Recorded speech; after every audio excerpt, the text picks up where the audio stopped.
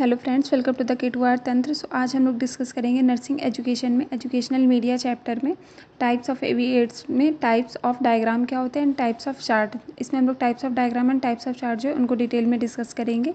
इससे पहले जो हम लोगों ने लेक्चर दिया है उसमें हम लोगों ने प्रोजेक्टेड एविएट्स एंड नॉन प्रोजेक्टेड एविएट्स जो है उसके बारे में बताया है, तो पहले उसको देख के आई तो आपको ज़्यादा समझ में आएगा। सो आइए स्टार्ट करते हैं। सबसे पहले है ड्राइंग एंड डायग्राम क्या होता है।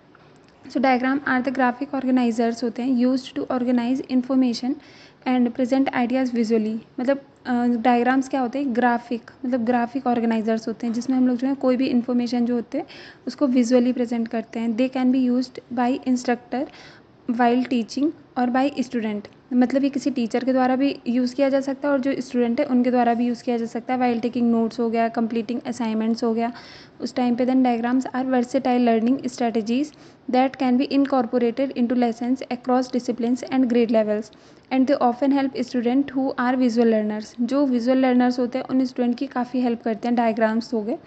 Then students can use diagram to structure writing project, make decision, solve problems, study, brainstorm और प्लान ए प्रोजेक्ट। जो स्टूडेंट होते हैं वो डायग्राम को कहाँ कहाँ यूज़ कर सकते हैं, जैसे राइटिंग प्रोजेक्ट लिखना हो गया, डिसीजन मेकिंग हो गया, प्रॉब्लम सॉल्विंग हो गया, एक्सेट्रा। सो अब हम लोग डिस्कस करते हैं टाइप्स ऑफ डायग्राम। डायग्राम कितने टाइप्स के होते हैं। सो डायग्राम में वेन डायग्राम होता है, देन वेब डायग्राम होता है, फ्लो चार्ट्स होते हैं, देन ड्राइंग्स होती हैं। वेन डायग्राम क्या होता है, जैसा कि आप जो फर्स्ट इमेज में देख पा रहे हैं वो वेन डायग्राम है। जो रीजनिंग की जो प्रॉब्लम्स होती है वो सॉल्व करने के लिए यूज़ किया जाता है, जैसे कि इतने मंकी जो हैं वो एनिमल हैं और इतने एनिमल ह्यूमन हैं, उस टाइप की प्रॉब्लम सॉल्व करने के लिए हम लोग वेन डायग्राम का यूज़ करते हैं। देन उसके बाद में आपका है वेब डायग्राम। वेब डायग्राम जैसे कि जो सेकंड इमेज में दे रखा है, एरो एरो लगे हैं साइड साइड में, ये सारी पीपीटीज बनाने में हेल्प करता है और जो भी हम लोग स्टडी करते हैं उसमें भी हम लोग ऐसे डायग्राम बना के स्टडी जो है उसको ज़्यादा मोर इफेक्टिव बना सकते हैं।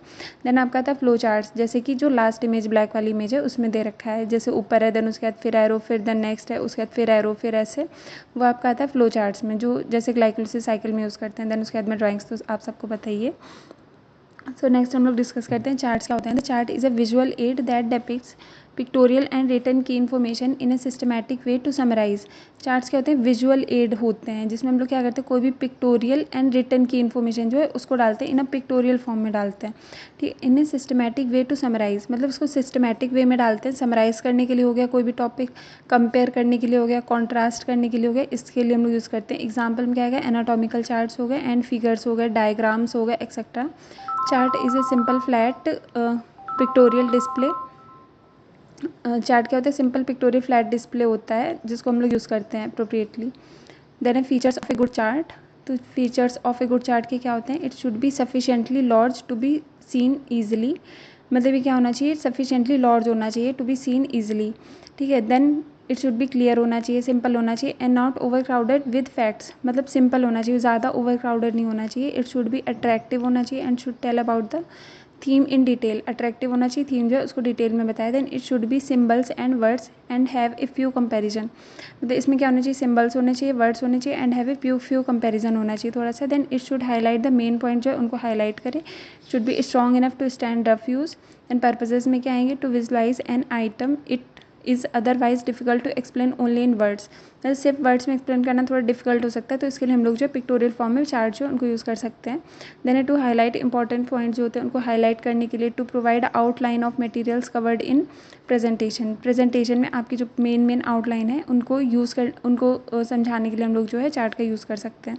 तो इसमें हम लोगों ने क्या देखा, सफिशिएंटली लार्ज होना चाहिए, क्लियर होना चाहिए, ओवर क्राउडेड नहीं होना चाहिए, अट्रैक्टिव होना चाहिए, सिम्बल्स और वर्ड्स जो है उसमें थोड़ा कंपेरिजन होना चाहिए, देन हाईलाइट होनी चाहिए, मेन स्ट्रॉन्ग होना चाहिए। ये सारे जो हैं इस फीचर्स हम लोगों ने पढ़े इसमें। देन हम लोग देखते हैं टाइप्स ऑफ चार्ट जो कितने टाइप्स का होता है। सबसे पहले आपका आएगा ऑर्गेनाइजेशनल चार्ट। तो ऑर्गेनाइजेशन चार्ट में क्या होता है, these are use to represent functional relation among the different components in our organisation whether man made और नेचुरल। ये मेन चीज़ कंपेरिजन जो है, these are the represent functional relation जो है उसको शो करता है। जो डिफरेंट ऑर्गेनाइजेशन है हम लोग, चाहे मैन मेड हो चाहे नेचुरल हो, उसमें क्या करता है, रिलेशन क्या होता है उसको शो करता है। देन फूड चेन हो गई, एडमिनिस्ट्रेटिव हायरार्की हो गई इन इंस्टीट्यूशंस में, can be shown on organisational chart. जैसे कि आप इमेज में भी देख सकते हैं जो ऑर्गेनाइजेशनल चार्ट दिया हुआ है कि सबसे हायर पोस्ट पे कौन आता है, उसके बाद कौन कौन आता है, उसके बाद में कौन कौन आता है, सारी चीज़ें जो हम लोग ऑर्गेनाइजेशनल चार्ट है इसमें एक्सप्लेन करते हैं। देन आते हैं टाइम चार्ट क्या होता है। These are use to represent events occurrence in chronological sequences, evolution of man, political empires, etc. can be shown using time chart which help learners to compare and contrast event in relation to time। तो time chart में क्या होता है, इसमें हम लोग जो time के साथ में जो भी इवोल्यूशन हुआ है, जो भी चेंजेस आए हैं उसको शो करते हैं। जैसे कि इवोल्यूशन ऑफ मैन हो गया, पॉलिटिकल एम्पायर्स हो गया, विद द टाइम जो भी चेंज आया है उसको शो करने के लिए टाइम चार्ट का यूज़ करते हैं। देन आपका होता है टेबुलर चार्ट। टेबुलर चार्ट में क्या होता है, it show data in tabular form for easy comparison and understanding. For example types of crops हो गया, प्लांट्स हो गया, etcetera are represented in tabular form which make comprehension easier. मतलब इसमें अगर कोई भी चीज़ कंपेयर करनी है फिर डिफरेंस दोनों में बताना है तो हम लोग टेबुलर चार्ट का यूज़ करते हैं। देन आता है tree chart. It shows growth and development from single source to many branches like in a tree. In a time chart it is generally in a single line representation, whereas in a tree chart many branches are there like a tree. Tree chart में क्या होता है, एक branch होती है और उसके बाद में उससे मैनी ब्रांचेस निकलती हैं। कोई भी चीज़ एक्सप्लेन करने के लिए एक बीच में मेन जैसे ट्रीज की जो फॉर्म होती है उस फॉर्म में बनाते हैं उसमें, और बहुत सारी ब्रांचेस निकली होती हैं, फिर उसमें हम लोग जो है चीज़ों को एक्सप्लेन करते हैं। तो अभी हम लोग इनको जो है पिक्टोरियल फॉर्म में देखेंगे कौन से कैसे होते हैं।